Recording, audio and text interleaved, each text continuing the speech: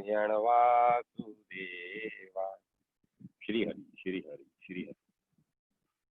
श्रीमद् भगवत महापुराण दशम स्कंद 59वां अध्याय भौमासुर का उद्धार और 16,100 राजकन्याओं के साथ भगवान का विवाह।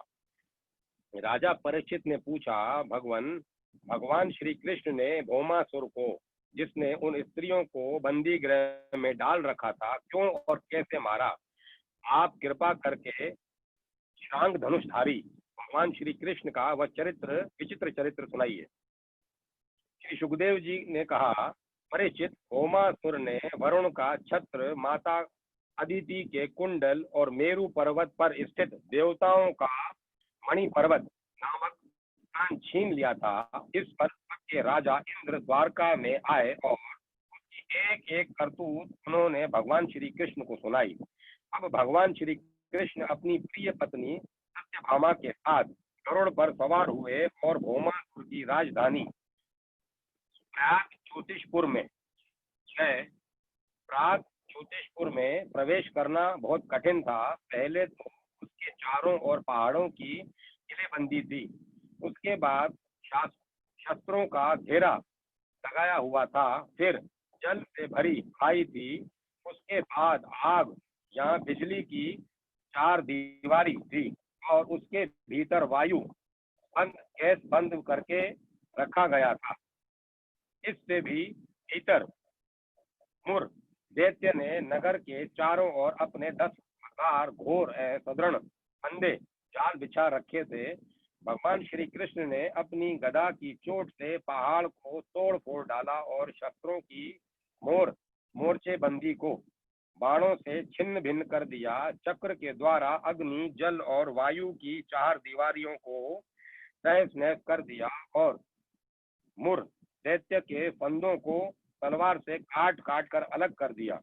जो बड़े बड़े यंत्र मशीनें वहां लगी हुई थी, उनको तथा वीर पुरुषों के हृदय को शंखनाद से विदीर्ण कर दिया और नगर के परकोटे का गदाकर भगवान ने अपनी भारी गदा से ध्वंस कर डाला। भगवान के पांचजन्य शंख की ध्वनि प्रलयकालीन बिजली की कड़क के समान महाभयंकर थी। उसे सुनकर मुर दैत्य की नींद टूटी और वह बाहर निकल आया।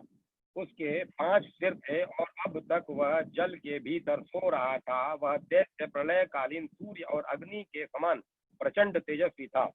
वह इतना भयंकर था कि उसकी ओर आंख उठाकर देखना भी आसान काम नहीं था। उसने त्रिशूल उठाया और इस प्रकार भगवान की ओर दौड़ा जैसे सांप गरुड़ जी पर टूट पड़े। उस समय ऐसा मालूम होता था मानो वह अपने 5 मुखों से त्रिलोकी को निगल जाएगा। उसने अपने त्रिशूल को बड़े वेग से घुमाकर गरुड़ जी पर चलाया और फिर अपने 5 मुखों से घोर सेनाद करने लगा। उसके सेनाद का महान शब्द पृथ्वी, आकाश, पाताल और 10 दिशाओं में फैलकर सारे ब्रह्मांड में भर गया। भगवान श्री कृष्ण ने देखा कि मुर दैत्य का त्रिशूल गरुड़ की ओर बड़े वेग से आ रहा है। तब अपना हस्त कौशल दिखाकर फुर्ती से उन्होंने 2 बाण मारे, जिनसे वह त्रिशूल कटकर 3 टुक हो गया। इसके साथ ही मूर दैत्य के मुखों में भी भगवान ने बहुत से बाण मारे। इससे वह दैत्य अत्यंत क्रुद्ध हो उठा और उसने भगवान पर अपनी गदा चलाई, परंतु भगवान श्री कृष्ण ने अपनी गदा के प्रहार से मूर दैत्य की गदा को अपने पास पहुंचने के पहले ही चूर चूर कर दिया। अब वह अस्त्रहीन हो जाने के कारण अपनी भुजाएं फैलाकर श्री कृष्ण की ओर दौड़ा और उन्होंने खेल खेल में ही चक्र से उसके 5 सिर उतार लिए। सिर कटते ही मूर दैत्य के प्राण पखेरु उड़ गए और वह ठीक वैसे ही जल में गिर पड़ा जैसे इंद्र के वज्र से शिखर कट जाने पर कोई पर्वत समुद्र में गिर पड़ा हो। मूर दैत्य के 7 पुत्र थे, ताम्र, अंतरिक्ष, श्रवण, वसु, नभस्वान और अरुण। ये अपने पिता की मृत्यु से अत्यंत शोकाकुल हो उठे और फिर बदला लेने के लिए क्रोध से भरकर शस्त्रास्त्र से सुसज्जित हो गए तथा पीठ पीठ नामक दैत्य को अपना सेनापति बनाकर भौमासुर के आदेश से श्री कृष्ण पर चढ़ आए। वे वहां आकर बड़े क्रोध से भगवान श्री कृष्ण पर बाण, खड़ग, गदा, शक्ति, वृष्टि और त्रिशूल आदि प्रचंड शस्त्रों की वर्षा करने लगे। परीक्षित, भगवान की शक्ति अमोघ और अनंत है। उन्होंने अपने बाणों से उनके कोटि कोटि शस्त्रास्त्र तिल तिल करके काट गिराए। भगवान के शस्त्र प्रहार से सेनापति पिठ और उसके साथी दैत्यों के सिर, जांघें, भुजा, पैर और कवच कट गए और उन सभी को भगवान ने यमराज के घर पहुंचा दिया। जब पृथ्वी के पुत्र नरकासुर जब पृथ्वी के पुत्र नरकासुर भौमासुर ने देखा कि भगवान श्री कृष्ण के चक्र और बाणों से हमारी सेना और सेनापतियों का संहार हो गया, तब उसे असहाय क्रोध हुआ। वह समुद्र तट पर पैदा हुए बहुत से मद वाले हाथियों की सेना लेकर नगर की ओर निकला। उसने देखा भगवान श्री कृष्ण अपनी पत्नी के साथ आकाश में गरुड़ पर स्थित हैं, जैसे सूर्य के ऊपर बिजली के साथ वर्षाकालीन शाम मेघ शोभायमान हो। भौमासुर ने स्वयं भगवान के ऊपर शतघनी नाम की शक्ति चलाई और उसके सब सैनिकों ने भी एक ही साथ उन पर अनेक अपने अपने अस्त्र शस्त्र छोड़े। अब भगवान श्री कृष्ण भी चित्र विचित्र पंख वाले तीखे तीखे बाण चलाने लगे। इससे उसी समय भौमासुर के सैनिकों की भुजाएं, जंघाएं, गर्दन और धड़ कट कट कर गिरने लगे। हाथी और घोड़े भी मरने लगे। परीक्षित, भौमासुर के सैनिकों ने भगवान पर जो जो अस्त्र शस्त्र चलाए थे, उनमें से प्रत्येक को भगवान ने तीन तीन तीखे बाणों से काट गिराया। उस समय भगवान श्री कृष्ण गरुड़ जी पर सवार थे और गरुड़ जी अपने पंखों से हाथियों को मार रहे थे। उनकी चोंच, पंख और पंजों की मार से हाथियों को बड़ी पीड़ा हुई और वे सब के सब आर्त होकर युद्ध भूमि से भागकर नगर में घुस गए। अब वहां अकेला भौमासुर ही लड़ता रहा। जब उसने देखा कि गरुड़ जी की मार से पीड़ित होकर मेरी सेना भाग रही है, तब उसने उन पर वह शक्ति चलाई जिसने वज्र को भी विफल कर दिया था। परंतु उसकी चोट से पक्षीराज गरुड़ तनिक भी विचलित न हुए, मानो किसी ने मत वाले गजराज पर फूलों की माला से प्रहार किया हो। अब भौमासुर ने देखा कि मेरी एक भी चाल नहीं चलती, सारे उद्योग विफल होते जा रहे हैं। तब उसने श्री कृष्ण को मार डालने के लिए एक त्रिशूल उठाया, परंतु उसे अभी वह छोड़ भी न पाया था कि भगवान श्री कृष्ण ने छुरे के समान तीखे धार वाले चक्र से हाथी पर बैठे हुए भौमासुर का सिर काट डाला। उसका जगमगाता हुआ सिर कुंडल और सुंदर किरीट के सहित पृथ्वी पर गिर पड़ा। उसे देखकर भौमासुर के सगे संबंधी हाय हाय पुकार उठे। ऋषि लोग साधु साधु कहने लगे और देवता लोग भगवान पर पुष्पों की वर्षा करते हुए स्तुति करने लगे। अब पृथ्वी भगवान के पास आई। उसने भगवान श्री कृष्ण के गले में वैजयंती के साथ वनमाला पहना दी और अदिति माता के जगमगाते हुए कुंडल, जो तपाए हुए सोने के से एवं रत्न जड़ित थे, भगवान को दे दिए और वरुण का छत्र और साथ ही एक महामणि भी उनको दी। राजन, इसके बाद पृथ्वी देवी बड़े बड़े देवताओं के द्वारा पूजित विश्वेश्वर भगवान श्री कृष्ण को प्रणाम करके हाथ जोड़कर भक्ति भाव भरे हृदय से उनकी स्तुति करने लगी। पृथ्वी देवी ने कहा, शंख चक्र गदाधारी देव देवेश्वर, मैं आपको नमस्कार करती हूँ। परमात्मन, आप अपने भक्तों की इच्छा पूर्ण करने के लिए उसी के अनुसार रूप प्रकट किया करते हैं। आपको मैं नमस्कार करती हूँ। प्रभु, आपकी नाभि से कमल प्रकट हुआ है। आप कमल की माला पहनते हैं। आपके नेत्र कमल से खिले हुए हैं और शांतिदायक हैं। आपके चरण कमल के समान सुकुमार और भक्तों के हृदय को शीतल करने वाले हैं। आपको मैं बार बार नमस्कार करती हूँ। आप समग्र ऐश्वर्य, धर्म, यश, संपत्ति, ज्ञान और वैराग्य के आश्रय हैं। आप सर्वव्यापक होने पर भी स्वयं वसुदेव नंदन के रूप में प्रकट हैं। मैं आपको नमस्कार करती हूँ। आप ही पुरुष हैं और समस्त कारणों के भी परम कारण हैं। आप स्वयं पूर्ण ज्ञान स्वरूप हैं। मैं आपको नमस्कार करती हूँ। आप स्वयं तो हैं जन्म रहित, परंतु इस जगत में के जन्मदाता आप ही हैं। आप ही अनंत शक्तियों के आश्रय ब्रह्मा हैं। जगत का जो भी कार्य कारण रूप है, जितने भी प्राणी या अप्राणी हैं, सब आपके ही स्वरूप हैं। परमात्मन, आपके चरणों में मेरे बार बार नमस्कार है। प्रभु, जब आप जगत की रचना करना चाहते हैं तब उत्कट रजोगुण को, और जब उसका प्रलय करना चाहते हैं तब तमो गुण को, तथा जब इसका पालन करना चाहते हैं तब सतव गुण को स्वीकार करते हैं। परंतु यह सब करने पर भी आप इन गुणों से ढकते नहीं, लिप्त नहीं होते। जगत पते, आप स्वयं ही प्रकृति, पुरुष और दोनों के संयोग वियोग के हेतु काल हैं, तथा उन तीनों से परे भी हैं। भगवान में पृथ्वी, जल, अग्नि, वायु, आकाश, पंच तन मात्राएं, मन, इंद्रिय और इनके अधिष्ठात्रा देवता, अहंकार और महतत्व, कहाँ तक कहूँ, यह संपूर्ण चराचर जगत आपके अद्वितीय स्वरूप में ब्रह्म के कारण ही पृथक प्रतीत हो रहा है। शरणागत भय भंजन प्रभु, मेरे पुत्र भौमासुर का यह पुत्र भगदत्त अत्यंत भयभीत हो रहा है। मैं इसे आपके चरण कमलों की शरण में ले आई हूँ। प्रभु, आप इसकी रक्षा कीजिए और इसके सिर पर अपना वह कर कमल रखिए जो सारे जगत के समस्त पाप तापों को नष्ट करने वाला है। श्री सुखदेव जी कहते हैं, परीक्षित, जब पृथ्वी ने भक्ति भाव से विनम्र होकर इस प्रकार भगवान श्री कृष्ण की स्तुति प्रार्थना की, तब उन्होंने भगदत्त को अभय दान दिया और भौमासुर के समस्त संपत्तियों से संपन्न महल में प्रवेश किया। वहां जाकर भगवान ने देखा कि भौमासुर ने बलपूर्वक राजाओं से 16,000 राजकुमारियां छीन कर अपने वहां रख छोड़ी थी।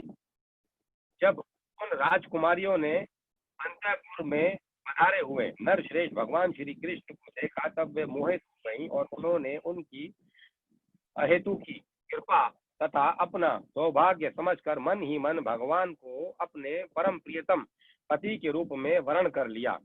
उन राजकुमारियों में से प्रत्येक ने अलग अलग अपने मन में यही निश्चय किया कि ये श्री कृष्ण ही मेरे पति हों और विधाता मेरी इस अभिलाषा को पूर्ण करे। इस प्रकार उन्होंने प्रेम भाव से अपना हृदय भगवान के प्रति निछावर कर दिया। तब भगवान श्री कृष्ण ने उन राजकुमारियों को सुंदर सुंदर निर्मल वस्त्र आभूषण पहनाकर पालकियों से द्वारका भेज दिया और उनके साथ ही बहुत से खजाने, रथ, घोड़े और अतुल संपत्ति भी भेजी। ऐरावत के वंश में उत्पन्न हुए अत्यंत वेगवान चार चार दांत वाले सफेद रंग के 64 हाथी भी भगवान ने वहां से द्वारका भेजे। इसके बाद भगवान श्री कृष्ण अमरावती में स्थित देवराज इंद्र के महलों में गए। वहां देवराज इंद्र ने अपनी पत्नी इंद्राणी के साथ सत्यभामा जी और भगवान श्री कृष्ण की पूजा की। तब भगवान ने अदिति के कुंडल उन्हें दे दिए।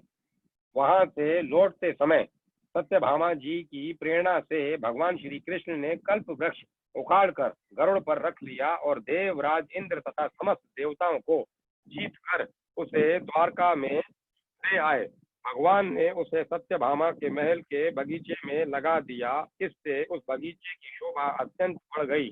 कल्प वृक्ष के साथ उसके गंध और मकरंद से के लोभी भौरे स्वर्ग से द्वारका में चले आए थे।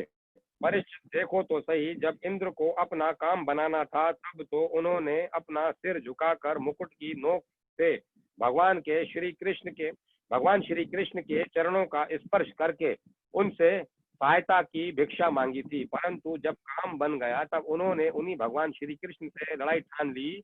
सचमुच ये देवता भी बड़े तमोगुणी हैं और सबसे बड़ा दोष तो उनमें धनाढ़ता का है। धिक्कार है ऐसी धनाढ़ता को। तदंतर भगवान श्री कृष्ण ने एक ही मुहूर्त में अलग अलग भवनों में अलग अलग रूप धारण करके एक ही साथ सब राजकुमारियों का शास्त्रोक्त विधि से पानी ग्रहण किया। सर्वशक्तिमान अविनाशी भगवान के लिए इसमें आश्चर्य की कौन सी बात थी। परीक्षित, भगवान की पत्नियों के अलग अलग महलों में ऐसी दिव्य सामग्रियां भरी हुई थीं जिनके बराबर जगत में कहीं भी और कोई भी सामग्री नहीं थी। फिर अधिक की तो बात ही क्या है, उन महलों में रहकर मति गति के प्रेर परे की लीला करने वाले अविनाशी भगवान श्री कृष्ण अपने आत्मानंद में मग्न रहते हुए लक्ष्मी जी की अंश स्वरूपा उन पत्नियों के साथ ठीक वैसे ही विहार करते थे जैसे कोई साधारण मनुष्य घर गृहस्थी में रहकर गृहस्थ धर्म के अनुसार आचरण करता हो। परीक्षित, ब्रह्मा आदि बड़े बड़े देवता भी भगवान के वास्तविक स्वरूप को और उनकी प्राप्ति के मार्ग को नहीं जानते।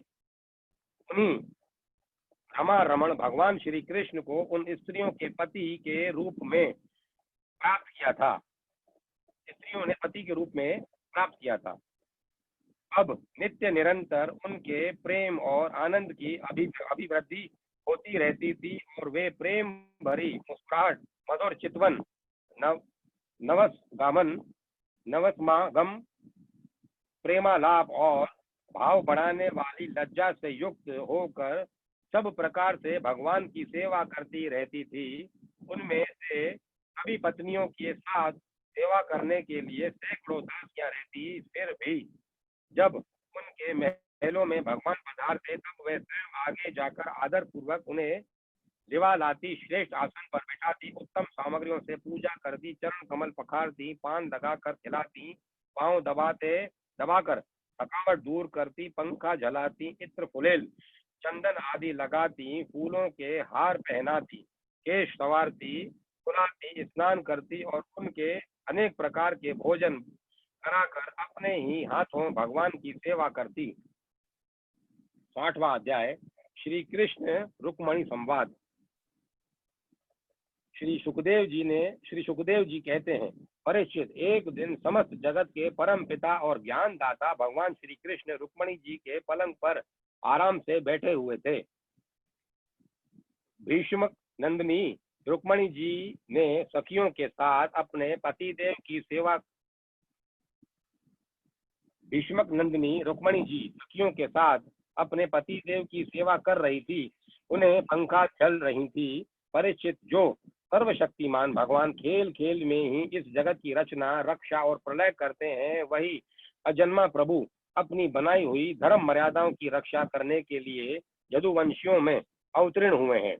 रुक्मणी जी का महल बड़ा ही सुंदर था। उसमें ऐसे ऐसे 14 तने हुए थे जिनमें मोतियों की लड़ियों की झालरें लटक रही थी।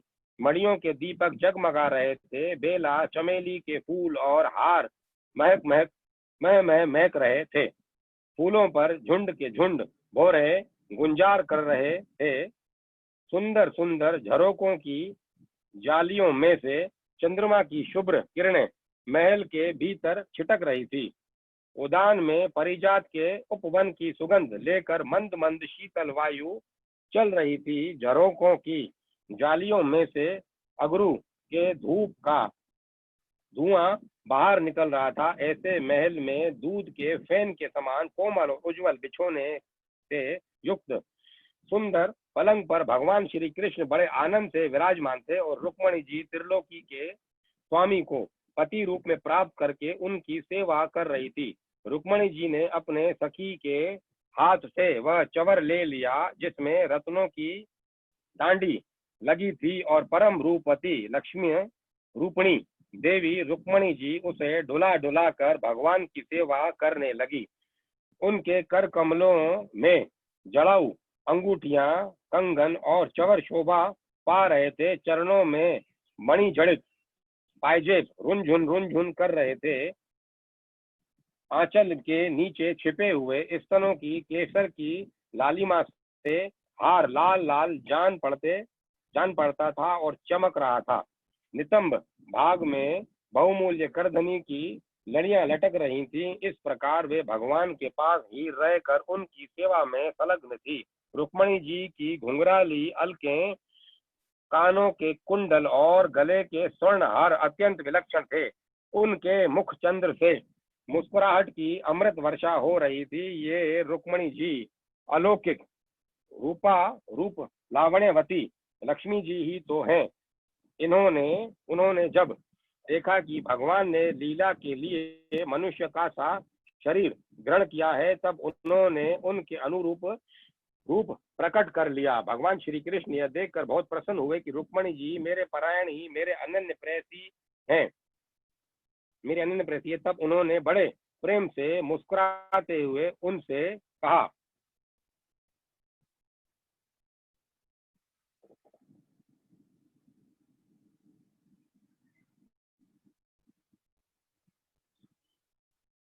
भगवान श्री कृष्ण ने कहा, राजकुमारी, बड़े बड़े नरपति जिनके पास लोकपालों के समान ऐश्वर्य और संपत्ति है, जो बड़े महानुभाव और श्रीमान हैं तथा सुंदरता, उदारता और बल में भी बहुत आगे बढ़े हुए हैं, तुमसे विवाह करना चाहते थे। तुम्हारे पिता और भाई भी उन्हीं के साथ तुम्हारा विवाह करना चाहते थे। यहाँ तक कि उन्होंने वरदान भी कर दिया वागदान भी कर दिया था। शिशुपाल और आदि बड़े बड़े वीरों को, जो कामोन्मुक्त होकर तुम्हारे याचक बन रहे थे, तुमने छोड़ दिया और मेरे जैसे व्यक्ति को, जो किसी प्रकार तुम्हारे समान नहीं है, अपना पति स्वीकार किया। ऐसा तुमने क्यों किया? सुंदरी, देखो, हम जरासंध आदि राजाओं से डरकर समुद्र की शरण में आ बसे हैं। बड़े बड़े बलवानों से हमने वैर बांध रखा है और प्राय राज सिंहासन के अधिकार से भी हम वंचित ही हैं। सुंदरी, हम किस मार्ग के अनुयायी हैं और हमारा कौन सा मार्ग है, यह भी लोगों को अच्छी तरह मालूम नहीं है। हम लोग लौकिक व्यवहार का भी ठीक ठीक पालन नहीं करते, अनन्य विनय के द्वारा स्त्रियों को रिझाते भी नहीं। जो स्त्रियां हमारे जैसे पुरुषों का अनुकरण करती हैं, उन्हें प्राय कलेश ही कलेश भोगना पड़ता है। सुंदरी, हम तो सदा के अकिंचन हैं, सदा हम तो सदा के अकिंचन हैं, न तो हमारे पास कभी कुछ था और न रहेगा। ऐसे ही अकिंचन लोगों से हम प्रेम भी करते हैं और वे लोग भी हमसे प्रेम करते हैं। यही कारण है कि अपने को धनी समझने वाले लोग प्राय हमसे प्रेम नहीं करते, हमारी सेवा नहीं करते। जिनका धन, कुल, ऐश्वर्य, सौंदर्य और आय अपने समान होती है, उन्हीं से विवाह और मित्रता का संबंध करना चाहिए। जो अपने से श्रेष्ठ या अधम हो, उनसे नहीं करना चाहिए। विदर्भ राजकुमारी, तुमने अपनी अदूरदर्शिता के कारण इन बातों का विचार नहीं किया और बिना जाने बूझे भिक्षुकों से मेरी झूठी प्रशंसा सुनकर मुझ गुणहीन को वर्ण कर लिया। अब भी कुछ बिगड़ा नहीं है, तुम अपने अनुरूप किसी श्रेष्ठ क्षत्रिय को वर्ण कर लो, जिसके द्वारा तुम्हारी एलोक और परलोक की सारी आशा अभिलाषाएं पूरी हो सकें। सुंदरी, तुम जानती ही हो कि शिशुपाल, शाल्व, जरासंध, दंतवक्त्र आदि नरपति और तुम्हारा बड़ा भाई रुक्मी सभी मुझसे द्वेष करते हैं। कल्याणी, वे सब बल पौरुष के मद से अंधे हो रहे थे, अपने सामने किसी को कुछ नहीं गिनते थे। उन दुष्टों का मान मर्दन करने के लिए ही मैंने तुम्हारा हरण किया था, और कोई कारण नहीं था। निश्चय ही हम उदासीन हैं, हम स्त्री, संतान और धन के लोलुप नहीं है, निष्क्रिय है, देह के संबंध रहित दीप शिखा के समान साक्षी मात्र हैं। हम अपने आत्मा के साक्षात्कार से ही पूर्ण काम है कृत्य हैं। श्री सुखदेव जी कहते हैं, परीक्षित, भगवान श्री कृष्ण के क्षण भर के लिए ही न होने के कारण भगवान श्री कृष्ण के क्षण भर के लिए भी अलग न होने के कारण रुक्मणी जी को यह अभिमान हो गया था कि मैं इनकी सबसे अधिक प्यारी हूँ। इसी गर्व की शांति के लिए इतना कहकर भगवान चुप हो गए। परीक्षित, जब रुक्मणी जी ने अपने परम प्रियतम पति त्रिलोकेश्वर भगवान की यह अप्रिय वाणी सुनी, तो जो पहले कभी नहीं सुनी थी। तब वे अत्यंत भयभीत हो गई, उनका हृदय धड़कने लगा। वे रोते रोते चिंता के अगाध समुद्र में डूबने उतर आने लगी। वे अपने कमल के समान कोमल और नखों की लालिमा से कुछ कुछ लाल प्रतीत होने वाले चरणों से धरती कुरेदने लगी। अज्ञान अंजन से मिले हुए काले काले आंसू केसर से रंगे हुए वक्ष स्थल को धोने लगे। नीचे को लटक गया। अत्यंत दुख के कारण उनकी वाणी रुक गई और वे हिटकी सी रह गई। अत्यंत व्यथा, भय और शोक के कारण विचार शक्ति लुप्त हो गई। वियोग की संभावना से वे तत्क्षण इतनी दुबली हो गई कि उनकी कलाई का कंगन तक खिसक गया। हाथ का चवर गिर पड़ा। बुद्धि की विकलता के कारण वे एकाएक अचेत हो गई। केश बिखर गए और वे वायु वेग से उखड़े हुए केले के खंबे की तरह धरती पर गिर पड़ी।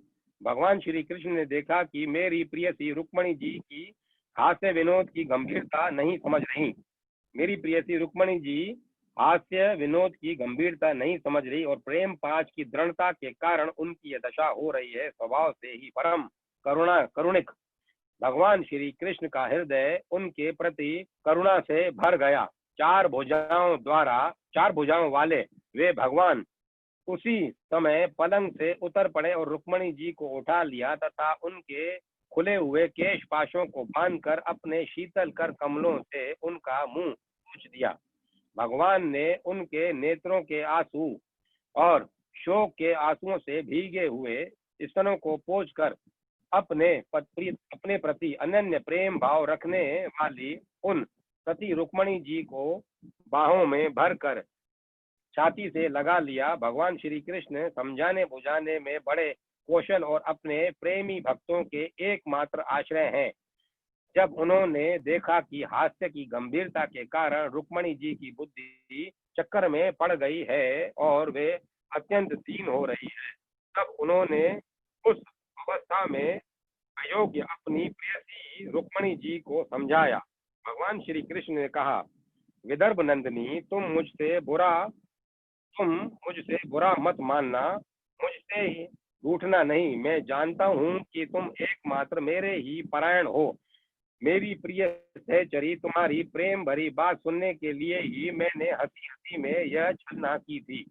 मैं देखना चाहता था कि मेरे यूं कहने पर तुम्हारे लाल लाल होठ प्रणय कोप से किस प्रकार फड़कने लगते हैं। तुम्हारे कटाक्ष पूर्वक देखने से नेत्रों में कैसी लाली छाती छा जाती है और वहें चढ़ जाने के कारण तुम्हारा मुंह कैसा सुंदर लगता है। मेरी परम प्रिय सुंदरी, घर के काम धंधों में रात दिन लगे रहने वाले गृहस्थों के लिए घर गृहस्थी में इतना ही तो परम लाभ है कि अपनी प्रिय अर्धांगिनी के साथ हास्य परिहास करते हुए कुछ घड़ियां सुख से बिता ली जाती हैं। श्री सुखदेव जी कहते हैं, राजन, जब भगवान श्री कृष्ण ने अपनी प्राण प्रिया को इस प्रकार समझाया बुझाया, तब उन्हें इस बात का विश्वास हो गया कि मेरे प्रियतम ने केवल परिहास में ही ऐसा कहा था। तब उनके हृदय से यह भय जाता रहा कि प्यारे हमें छोड़ देंगे।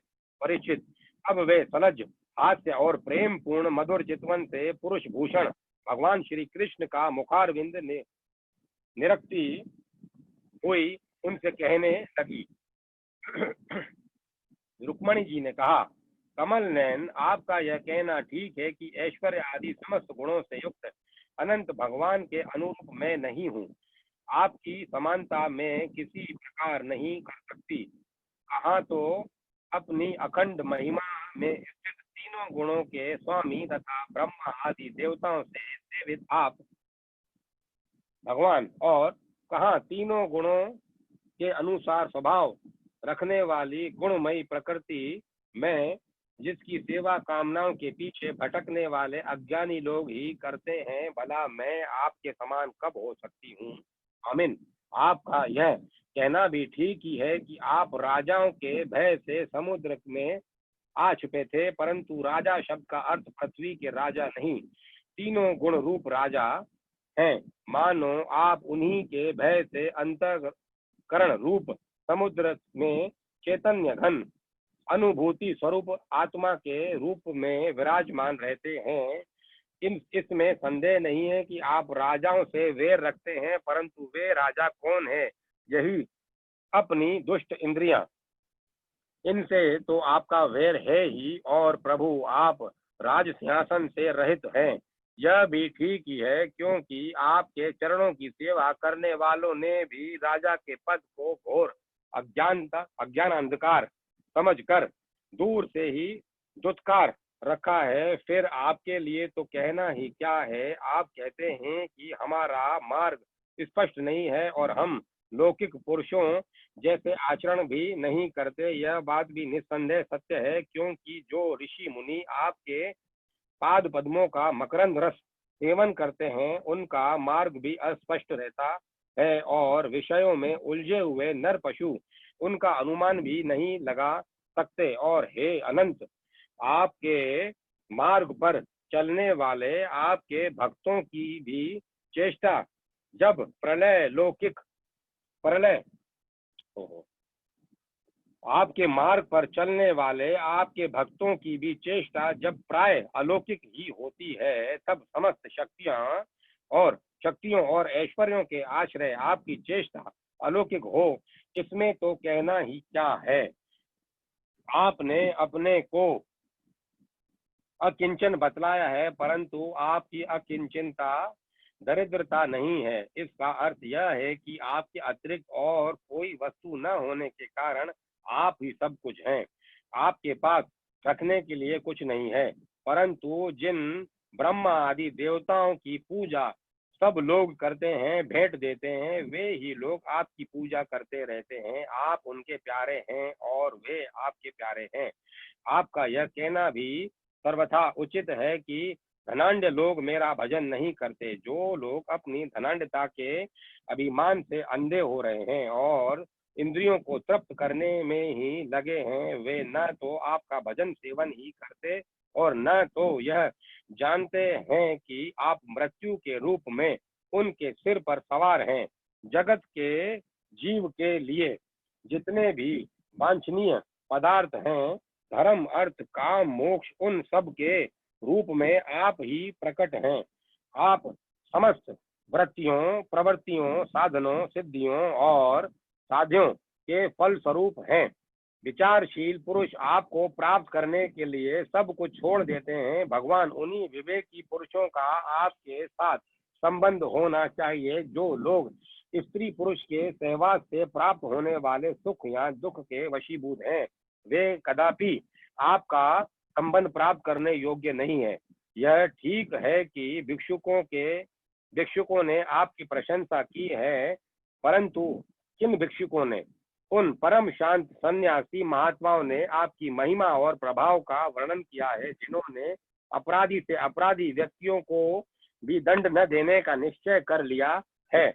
मैंने अदूरदर्शिता से नहीं, इस बात को समझते हुए आपको वर्णन किया है। और आप सारे जगत के आत्मा हैं और अपने प्रेमियों को अभयदान करते हैं। मैंने जानबूझकर उन ब्रह्मा और देवराज इंद्र आदि का भी इसीलिए परित्याग कर दिया कि आपकी भौहों के इशारे से पैदा होने वाला काल अपने वेग से उनकी आशा अभिलाषाओं पर पानी फेर देता है। फिर दूसरों की शिशुपाल दंतवक्त्र और जरासंघ की तो बात ही क्या है। सर्वेश्वर आर्यपुत्र, आपकी यह बात किसी प्रकार युक्ति संगत नहीं मालूम होती कि आप राजाओं से भयभीत होकर समुद्र में आ बसे, क्योंकि आपने केवल अपने श्रांग धनुष की टंकार से मेरे विवाह के समय आए हुए समस्त राजाओं को भगाकर अपने चरणों में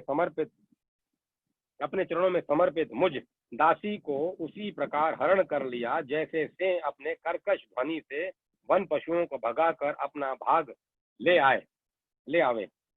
कमल नयन, आप कैसे कहते हैं कि जो मेरा अनुसरण करते हैं उसे प्राय कष्ट ही उठाना पड़ता है। प्राचीन काल के अंक पृथु भरत ययाति और गए आदि जो बड़े बड़े राजेश्वर अपना अपना एक छत्र साम्राज्य छोड़कर आपको पाने की अभिलाषा से तपस्या करने वन में चले गए थे, वे आपके मार्ग का अनुसरण करने के कारण क्या किसी प्रकार का कष्ट उठा रहे हैं? आप कहते हैं कि तुम और किसी राजकुमार का वर्ण कर लो। भगवान, आप समस्त गुणों के एकमात्र आश्रय हैं। बड़े बड़े संत आपके चरण कमलों की सुगंध का बखान करते रहते हैं। उसका आश्रय लेने मात्र से लोग संसार के पाप ताप से मुक्त हो जाते हैं। लक्ष्मी सर्वदा उन्हीं में निवास करती है। फिर आप बतलाइए कि अपने स्वार्थ और परमार्थ को भली भांति समझने वाली ऐसी कौन सी स्त्री है जिसे एक बार उन चरण कमलों की सुगंध सूंघने को मिल जाए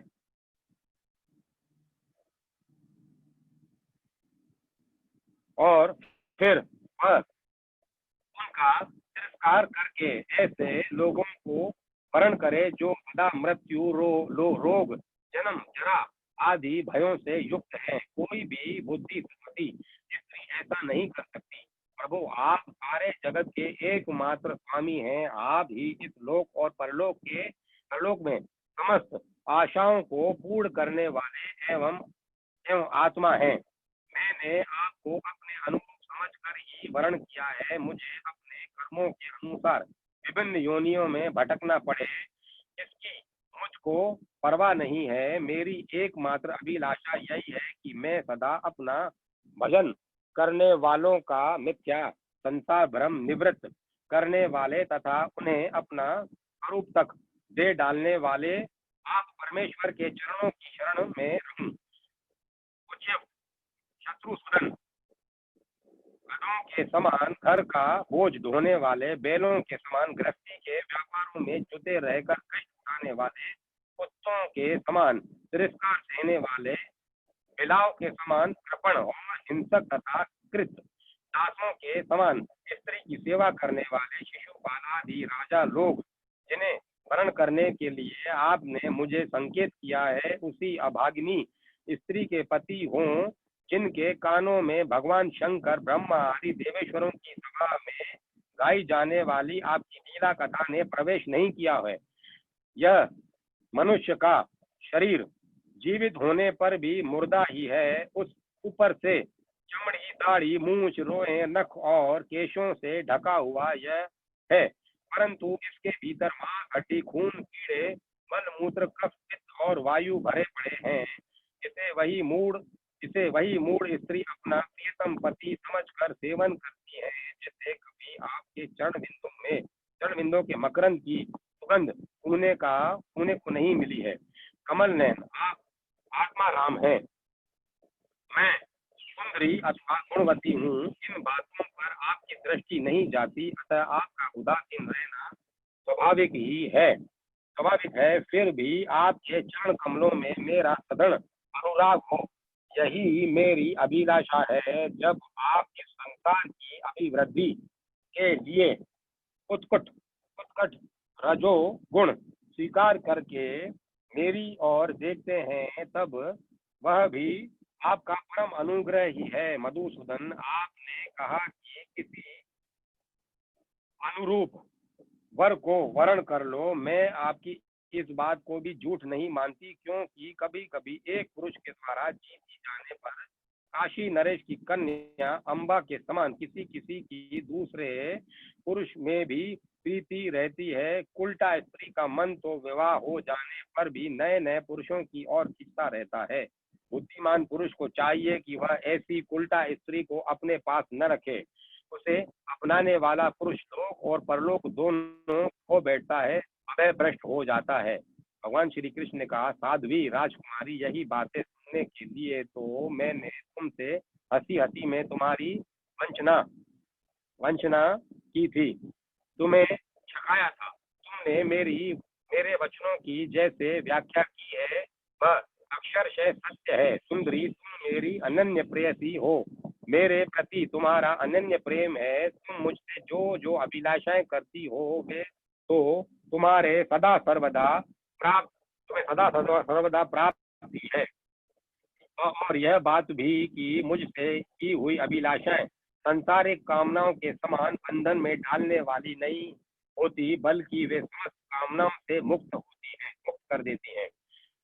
पुण्यमयी प्रिय, मैंने तुम्हारा पति प्रेम, पति पातिव्रत भृत्य पति प्रेम और पतिव्रत्य भी भली भांति देख लिया। मैंने उल्टी सीधी बात कह कह कर तुम्हें विचलित करना चाहा था, परंतु तुम्हारी बुद्धि मुझसे तनिक भी इधर उधर नहीं हुई न हुई। प्रिय, मैं मोक्ष का स्वामी हूँ, लोगों को संसार सागर से पार करता हूँ। जो सकाम पुरुष अनेक प्रकार के व्रत और तपस्या करके दाम्पत्य जीवन के विषय सुख को अभिलाषा से मेरा भजन करते हैं, वे मेरी माया से मोहित हैं। माननी प्रिय, मैं मोक्ष तथा संपूर्ण संपदाओं का आशय हूँ, अधीश्वर हूँ। मुझ परमात्मा को प्राप्त करके भी जो लोग केवल विषय सुख के साधन संपत्ति की ही अभिलाषा करते हैं, मेरी परा भक्ति नहीं चाहते, वे बड़े मंदभागी हैं, क्योंकि विषय सुख तो नरक में और नरक के ही समान सूकर कुकर आदि योनियों में भी प्राप्त हो सकते हैं, परंतु उन लोगों का मन तो विषयों में ही लगा रहता है, इसीलिए उन्हें नरक में जाना भी अच्छा जान पड़ता है। ग्रहेश्वरी प्राण प्रिय, यह बड़े आनंद की बात है कि तुमने अब तक निरंतर संसार बंधन से मुक्त करने वाली मेरी सेवा की है। दुष्ट पुरुष जैसा ऐसा कभी नहीं कर सकते। जिन स्त्रियों का चित्त दूषित कामनाओं से भरा हुआ है और जो अपनी इंद्रियों की तृप्ति में ही लगी रहने के कारण अनेकों प्रकार के छल छंद रचती रहती हैं, उनके लिए तो ऐसा करना और भी कठिन है। माननी, मुझे अपने घर भर में तुम्हारे समान प्रेम करने वाली भार्या और कोई दिखाई नहीं देती, क्योंकि जिस समय तुमने मुझे देखा न था, केवल मेरी प्रशंसा सुनी थी, उस समय भी अपने विवाह में आए हुए राजाओं की अपेक्षा करके ब्राह्मण के द्वारा मेरे पास गुप्त संदेश भेजा था। तुम्हारा हरण करते समय मैंने तुम्हारे भाई को युद्ध में जीत कर उसे विरूप कर दिया था, और अनिरुद्ध के विवाह उत्सव में चोरस खेलते समय बलराम जी ने तो उसे मार ही डाला, किंतु हमसे वियोग हो जाने की आशंका से तुमने चुपचाप वह सारा दुख सह लिया, मुझसे एक बात भी नहीं कही। तुम्हारे इस गुण से मैं तुम्हारे वश हो गया हूँ। तुमने मेरी प्राप्ति के लिए दूत के द्वारा अपना गुप्त संदेश भेजा था, परंतु तुमने मेरे पहुंचने में कुछ विलंब होता देखा, तब तुम्हें यह सारा संसार सूना दिखने लगा। उस समय तुमने अपना यह सर्वांग सुंदर शरीर किसी दूसरे के योग्य न समझकर उसे छोड़ने का संकल्प कर लिया था। तुम्हारा यह प्रेम भाव तुम्हारे ही अंदर रहे, हम इसका बदला नहीं चुका सकते। तुम्हारे इस सर्वोच्च प्रेम भाव का केवल अभिनंदन करते हैं। श्री सुखदेव जी कहते हैं, परीक्षित, जगदीश्वर भगवान श्री कृष्ण आत्माराम हैं, वे मनुष्यों की सी लीला कर रहे हैं, तब उसमें दाम्पत्य प्रेम को बढ़ाने वाले विनोद भरे वार्तालाप भी करते हैं, और इस प्रकार लक्ष्मी रूपणी रुक्मणी जी के साथ विहार करते हैं। भगवान श्री कृष्ण समस्त जगत को शिक्षा देने वाले और सर्वव्यापक हैं। वे इसी प्रकार दूसरी पत्नियों के महलों में भी गृहस्थों के समान रहते और गृहस्थोचित धर्म का पालन करते थे। 61वां अध्याय, भगवान की संतति का वर्णन और अनिरुद्ध के विवाह में रुक्मी का मारा जाना। श्री सुखदेव जी कहते हैं, परीक्षित, भगवान श्री कृष्ण की प्रत्येक पत्नी के गर्भ से 10-10 पुत्र उत्पन्न हुए। वे रूप, बल आदि गुणों में अपने पिता भगवान श्री कृष्ण से किसी बात में कम न थे। राजकुमारियां देखती कि भगवान श्री कृष्ण हमारे महल से कभी बाहर नहीं जाते, सदा हमारे ही पास बने रहते हैं, इससे वे यही समझती कि श्री कृष्ण को मैं ही सबसे प्यारी हूँ।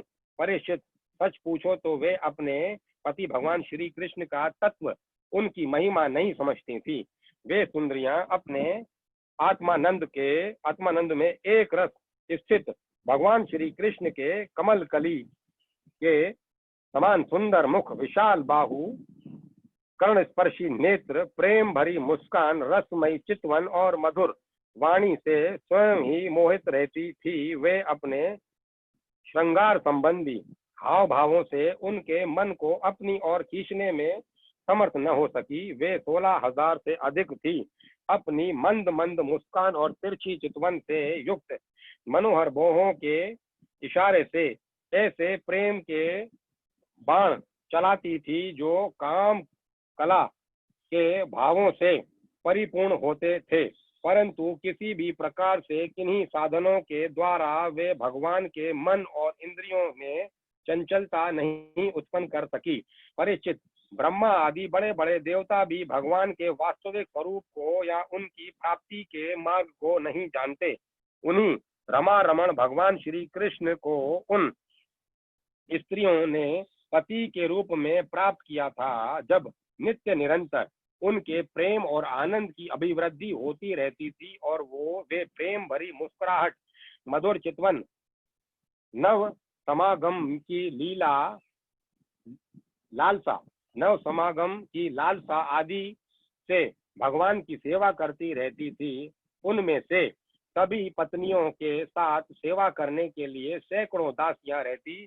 फिर भी जब उनके महल में भगवान पधारते तब वे स्वयं आगे जाकर आदर पूर्वक उन्हें लिवा लाती, श्रेष्ठ आसन पर बैठाती, उत्तम सामग्रियों से उनकी पूजा करती, चरण कमल पखारती, पान लगाकर खिलाती, पांव दबाकर थकावट दूर करती, पंखा झलती, चित्र फुलेल, चंदन आदि लगाती, फूलों के हार पहनाती, केश संवारती, सुलाती, स्नान कराती और अनेक प्रकार के भोजन कराकर अपने हाथों भगवान की सेवा करती।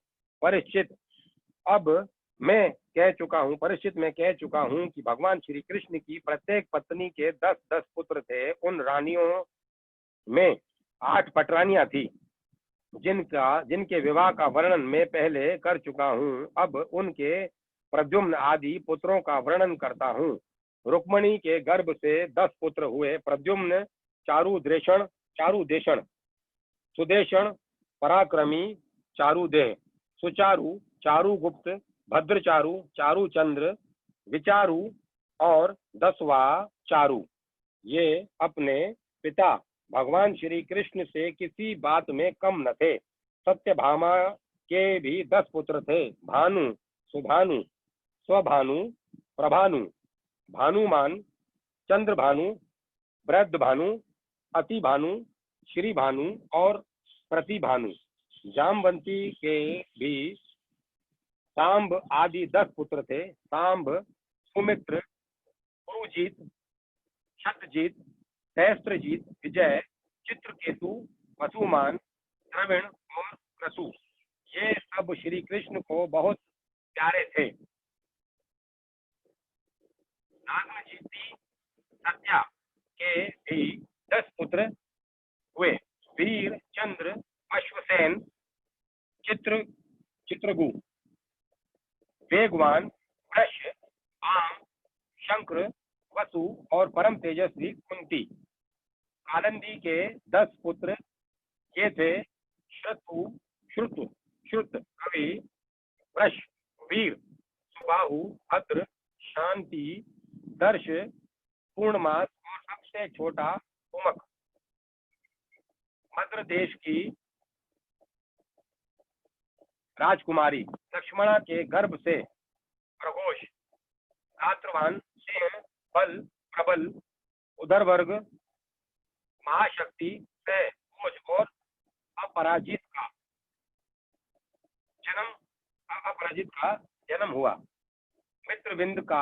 मित्रविंद के पुत्र थे प्रक, हर्ष, अनिल, गिरधर, वर्धन, अनाद, महाश, आवन, वहिन और श्रुधि। भद्रा के पुत्र थे संग्राम, जीत, भरतसेन, शूर, प्रहरण, अरिजीत, जय, सुभद्र, वाम, आयु और प्रत्यक्ष। इन पटरानियों के अतिरिक्त भगवान की रोहिणी आदि 16,100 और भी पत्नियां थीं। उनके दीप्तिमान और ताम्र सप्त आदि 10-10 पुत्र हुए। रुक्मणी नंदन प्रद्युम्न का मायावती रति के अतिरिक्त भोजकट नगरवासी रुक्मणी नंदन प्रद्युम्न का मायावती रति के अतिरिक्त भोजकट नगरवासी रुक्मी की पुत्री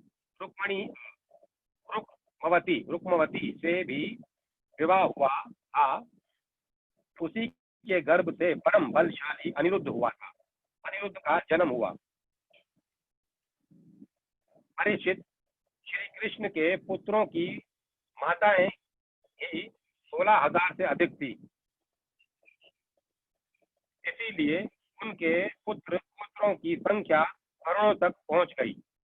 राजा परीक्षित ने पूछा, परम ज्ञानी मुनीश्वर, भगवान श्री कृष्ण ने रणभूमि में रुक्मी का बड़ा तिरस्कार किया था, इसीलिए वह सदा इस बात की घात में रहता था कि अवसर मिलते ही श्री कृष्ण से उसका बदला लूं और उनका काम तमाम कर डालूं।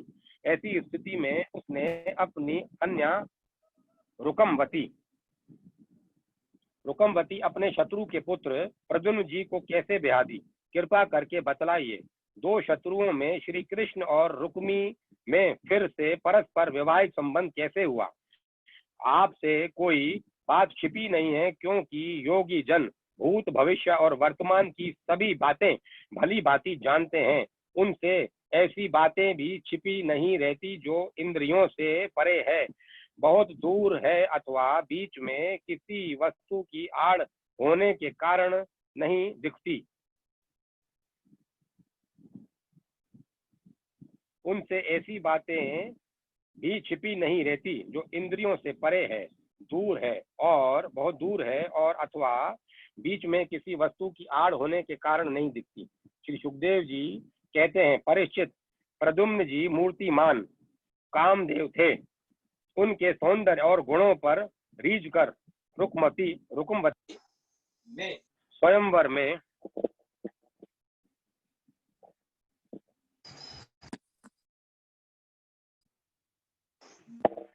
स्वयंवर में उन्हीं को वरमाला पहना दी। प्रद्युम्न जी ने युद्ध में अकेले ही वहां इकट्ठे हुए नरपतियों को जीत लिया और रुक्मवती को हर लाए। यद्यपि भगवान श्री कृष्ण से अपमानित होने के कारण रुक्मी के हृदय की क्रोधाग्नि शांत नहीं हुई थी, वह अब भी उनसे बैर गांठे हुए था। फिर भी अपनी बहन रुक्मणी को प्रसन्न करने के लिए उसने अपने भांजे प्रद्युम्न को अपनी बेटी ब्याह दी। परीक्षित, 10 पुत्रों के अतिरिक्त रुक्मणी जी के एक परम सुंदरी बड़े बड़े नेत्रों वाली कन्या थी, उसका नाम था चारुमती। व्रतकर्मा के पुत्र बलि ने उसके साथ विवाह किया। परीक्षित, रुक्मी का भगवान श्री कृष्ण के साथ पुराना वैर था, फिर भी अपनी बहन रुक्मणी को प्रसन्न करने के लिए उसने अपनी पुत्री रोचना का विवाह रुक्मणी के पुत्र अपने नाती सोहित्रे अनिरुद्ध के साथ कर दिया। यद्यपि रुक्मी को इस बात का पता था कि इस प्रकार का विवाह संबंध धर्म के अनुकूल नहीं है, फिर भी इसने बंधन में बंध कर उसने ऐसा कर दिया। परीक्षित, अनिरुद्ध के विवाह उत्सव में सम्मिलित होने के लिए भगवान श्री कृष्ण, बलराम जी, रुक्मणी जी, प्रद्युम्न, सांब आदि द्वारकावासी भोजकट नगर में पधारे। जब विवाह उत्सव निर्विघ्न समाप्त हो गया, तब कलिंग नरेश आदि घमंडी नरपतियों ने रुक्मी से कहा कि तुम बलराम जी को पासों के खेल में जीत लो। राजन, बलराम जी को पासे डालने तो आते नहीं, परंतु उन्हें खेलने का बहुत बड़ा व्यसन है। उन लोगों के बहकाने से रुक्मी ने बलराम जी को बुलवाया और वह उनके साथ चौसर खेलने लगा। बलराम जी ने पहले 100, फिर 1000 और इसके बाद 10,000 मोहरों का दाव लगाया। उन्हें रुक्मी ने जीत लिया। रुक्मी की जीत होने पर कलिंग नरेश दांत दिखा दिखा कर ठहका मारकर बलराम जी की हंसी उड़ाने लगा। बलराम जी ने बलराम जी से वह हंसी सहन न हुई। वे कुछ चिढ़ गए। इसके बाद रुक्मी ने 1,00,000 मोहरों का दाव लगाया। उसे बलराम जी ने जीत लिया। परंतु रुक्मी ध्रुवता से वह यह कहने लगा कि मैंने जीता है। इस पर श्रीमान बलराम जी क्रोध से तिलमिला उठे। उनके हृदय में इतना क्षोभ हुआ मानो पूर्णिमा के दिन समुद्र में ज्वार आ गया हो। उनके नेत्र एक तो स्वभाव से ही लाल लाल थे, दूसरे अत्यंत क्रोध के मारे वे और भी ठहक उठे। अब उन्होंने 10 करोड़ मोहरों का दाव रखा। इस बार भी श्रुत नियम के अनुसार बलराम जी की ही जीत हुई। परंतु रुक्मी ने छल करके कहा मेरी जीत है। इस विषय के विशेषज्ञ कलिंग नरेश आदि सभासद इसका निर्णय कर दें। उस समय आकाशवाणी ने कहा यदि धर्म पूर्वक कहा जाए तो बलराम जी ने ही यह दाव जीता है। रुक्मी का यह कहना सरासर झूठ है कि उसने जीता है। एक तो रुक्मी के सिर पर मौत सवार थी और दूसरे उसके साथी दुष्ट राजाओं ने भी उसे उभार रखा था। इससे उसने आकाशवाणी पर कोई ध्यान न दिया और बलराम जी की हंसी उड़ाते हुए कहा बलराम जी आखिर आप लोग वन वन भटकने वाले ही तो ठहरे। आप पासा खेलने क्या जाने। पासों और बाणों से तो केवल राजा लोग ही खेला करते हैं, आप जैसे नहीं। रुक्मी के इस प्रकार आक्षेप और राजाओं के उपहास करने पर बलराम जी क्रोध से आग बुबला हो उठे। उन्होंने एक मुदगर उठाया और उस मांगलिक सभा में ही रुक्मी को मार डाला। पहले कलिंग नरेश दांत दिखा दिखा कर हंसता था, अब रंग में भंग देखकर वहां से भागा। परंतु बलराम जी ने 10 ही कदम पर उसे पकड़ लिया और क्रोध से उसके दांत तोड़ डाले। बलराम जी ने अपने मुदगर की चोट से दूसरे राजाओं की भी बांह, जांग और सिर आदि तोड़ फोड़ डाले। वे खून से लथपथ और भयभीत होकर हाथ में वहां से भागते गए।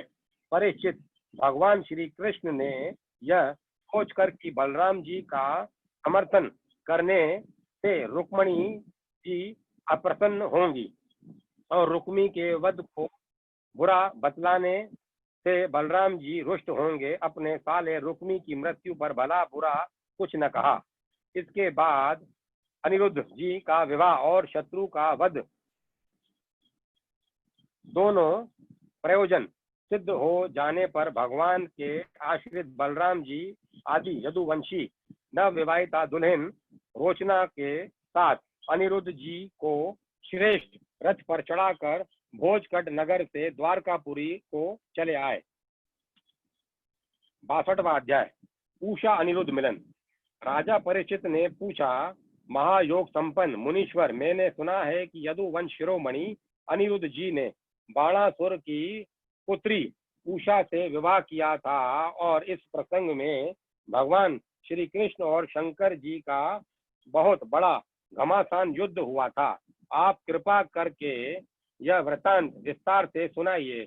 श्री सुखदेव जी ने कहा परीक्षित, महात्मा बलि की कथा तो तुम सुन ही चुके हो। उन्होंने वामन रूपधारी भगवान को सारी पृथ्वी का दान कर दिया था। उनके 100 लड़के थे, उनमें सबसे बड़ा था बाणासुर। दैत्यराज बलि का औरस पुत्र बाणासुर भगवान शिव की भक्ति में सदा रत रहता था। समाज में उसका बड़ा आदर था। उसकी उदारता और बुद्धिमता प्रशंसनीय थी। उसकी प्रतिज्ञा अटल होती थी और सचमुच वह बात का धनी था। उन दिनों वह परम रमणीय शोणितपुर में राज्य करता था। भगवान शंकर की कृपा से इंद्र आदि देवता नौकर चाकर की तरह उसकी सेवा करते थे। उसके हजार भुजाएं थी। एक दिन जब भगवान शंकर तांडव नृत्य कर रहे थे, तब उसने अपने 1000 हाथों से अनेकों प्रकार से बाजे बजा बजा कर उन्हें प्रसन्न किया कर लिया। सचमुच भगवान शंकर बड़े ही भक्त वत्सल और शरणागत रक्षक हैं। समस्त भूतों के एकमात्र स्वामी प्रभु ने बाणासुर से कहा, तुम्हारी जो इच्छा हो मुझसे मांग लो। बाणासुर ने कहा, भगवान आप मेरे नगर की रक्षा करते हुए यहीं रहा करें। एक दिन बल पुरुष के घमंड से चूर बाणासुर ने अपने समीप ही स्थित भगवान शंकर के चरण कमलों को सूर्य के समान चमकीले मुकुट से छूकर प्रणाम किया और कहा, देवादिदेव आप समस्त चराचर जगत के गुरु और ईश्वर हैं। मैं आपको नमस्कार करता हूँ। जिन लोगों के मनोरथ अब तक पूरे नहीं हुए हैं उनको पूर्ण करने के लिए आप कल्प वृक्ष हैं। भगवान आपने मुझे 1000 भुजाएं दी हैं, परंतु वे मेरे लिए केवल भार रूप ही हैं, क्योंकि त्रिलोकी में आपको छोड़कर मुझे अपनी बराबरी का कोई वीर योद्धा ही नहीं मिलता जो मुझसे लड़ सके। आदिदेव एक बार मेरी बाहों में लड़ने के लिए इतनी खुजलाहट हुई कि मैं दिग्गजों की ओर चला, परंतु वे भी डर के मारे भाग खड़े हुए। उस समय मार्ग में अपनी बाहों की चोट से मैंने बहुत से पहाड़ों को तोड़ फोड़ डाला था। बाणासुर की यह प्रार्थना सुनकर भगवान शंकर ने तनिक क्रोध से कहा, रे मूढ़, जिस समय तेरी ध्वजा टूट कर गिर जाएगी उस समय मेरे ही समान योद्धा से तेरा युद्ध होगा और वह युद्ध तेरा घमंड चूर चूर कर देगा। परीक्ष बाणासुर की बुद्धि इतनी बिगड़ गई थी कि भगवान शंकर की बात सुनकर उसे बड़ा हर्ष हुआ और वह अपने घर लौट आया। अब वह मूर्ख भगवान शंकर के आदेशानुसार उस युद्ध की प्रतीक्षा करने लगा जिसमें उसके बल वीर्य का नाश होने वाला था। परीक्षित, बाणासुर की एक कन्या थी, उसका नाम था उषा।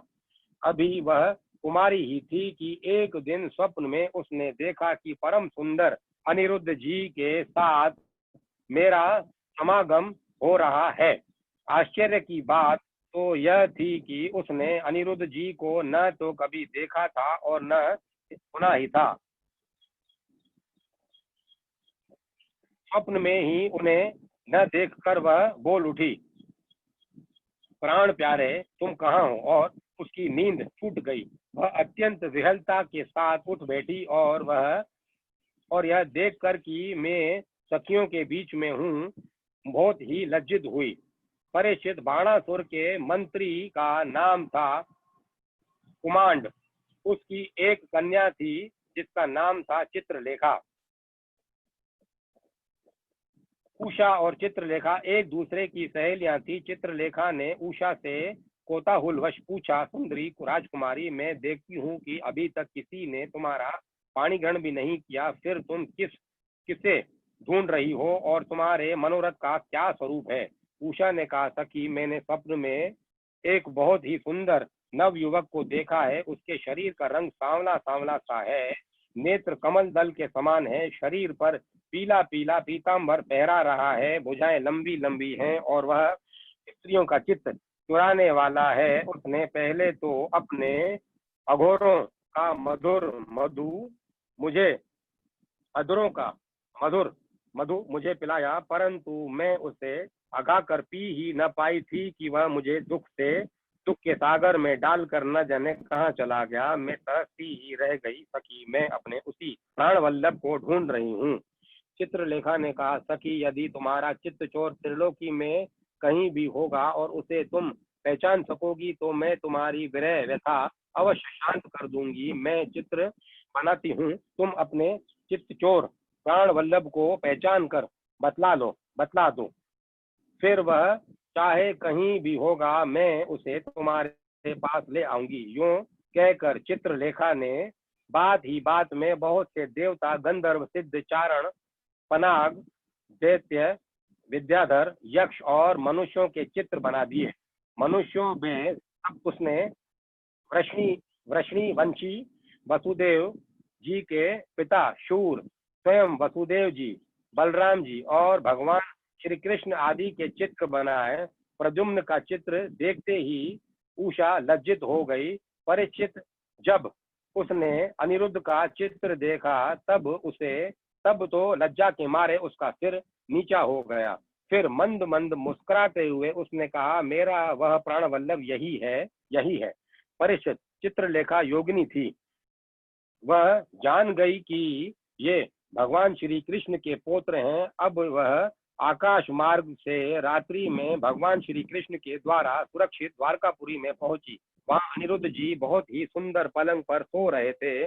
चित्रलेखा योग सिद्धि के प्रभाव से उन्हें उठाकर शोणितपुर ले आई और अपनी सखी उषा को उसके प्रियतम का दर्शन करा दिया। अपने परम सुंदर प्राण वल्लभ को पाकर आनंद की अधिकता से उसका मुख कमल प्रफुल्लित हो उठा और वह अनिरुद्ध जी के साथ अपने महल में विहार करने लगी।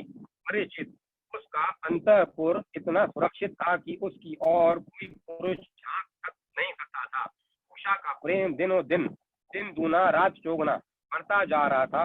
बहुमूल्य वस्त्र, पुष्पों के हार, इत्र, फुलेल, धूप, दीप, आसन आदि सामग्रियों से सुमधुर में पीने योग्य पदार्थ, दूध, शरबत आदि भोज्य, चबाकर खाने योग्य और भक्ष्य निगल जाने योग्य पदार्थों से तथा मनोहर वाणी और सेवा शुश्रूषा से अनिरुद्ध जी का बड़ा सत्कार करती उषा ने अपने प्रेम से उनके मन को अपने वश में कर लिया। अनिरुद्ध जी उस कन्या के अंतःपुर में छिपे रहकर अपने आप को भूल गए। उन्हें इस बात का भी पता न चला कि मुझे यहाँ आए कितने दिन बीत गए हैं। परीक्षित, यदु कुमार अनिरुद्ध जी के सहवास से उषा का कुंवारापन नष्ट हो चुका था। उसके शरीर पर ऐसे चिन्ह प्रकट हो गए जो स्पष्ट इस बात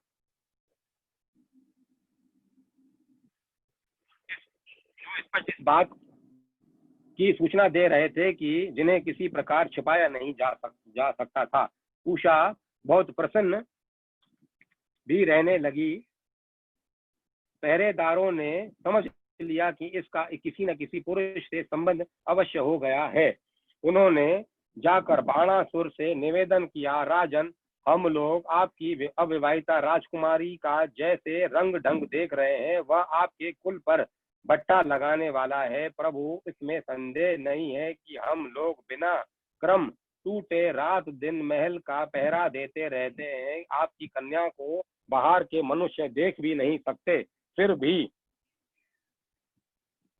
भी वह कलंकित कैसे हो गई, इसका कारण हमारी समझ में नहीं आ रहा। परीक्षित, पहरेदारों से यह समाचार जानकर कि कन्या का चरित्र दूषित हो गया है, बाणासुर के हृदय में बड़ी पीड़ा हुई। वह झटपट उषा के महल में जा धमका और देखा कि अनिरुद्ध जी वहां बैठे हुए हैं। फिर परीक्षित, अनिरुद्ध जी स्वयं कामावतार प्रद्युम्न जी के पुत्र थे। त्रिभुवन में उनके जैसा सुंदर और कोई न था। सांवरा सलोना शरीर और उस पर पीताम्बर फहराता हुआ कमल दल के समान बड़ी बड़ी कोमल आंखें, लंबी लंबी भुजाएं, कपोलों पर घुंघराली अलकें और कुंडलों की झिल मिलाती हुई ज्योति, होठों पर मंद मंद मुस्कान और प्रेम भरी चितवन से मुख की शोभा अनूठी हो रही थी। अनिरुद्ध जी उस समय अपनी सब ओर से सज धज कर बैठी हुई प्रियतम उषा के साथ पासे खेल रहे थे। उनके गले में बसंती बेला के बहुत सुंदर पुष्पों का हार सुशोभित हो रहा था और उस हार में उषा के अंग का संपर्क होने से उसके वक्ष स्थल की केसर लगी हुई थी।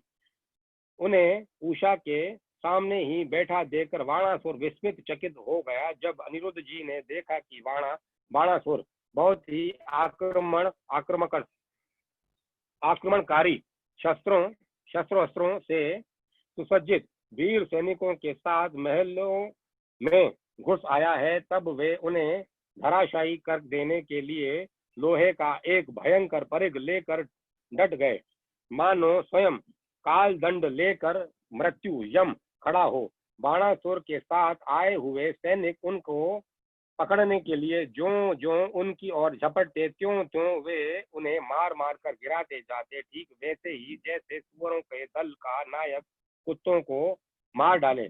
अनिरुद्ध जी की चोट से उन सैनिकों के सिर, भुजा, जांग आदि अंग टूट फूट गए और वे महलों से निकल भागे। जब बलि बाणासुर ने देखा कि यह तो मेरी सारी सेना का संहार कर रहा है, तब वह क्रोध से तिलमिला उठा और उसने नागपाश में उन्हें बांध लिया।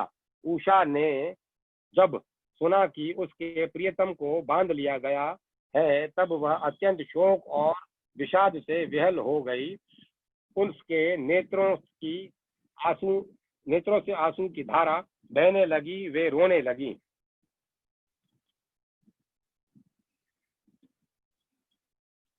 33वां अध्याय भगवान श्री कृष्ण के साथ बाणासुर का युद्ध। अब अपन कथा को यहीं विराम देते हैं। अब इस कथा का आनंद अपन कल लेंगे।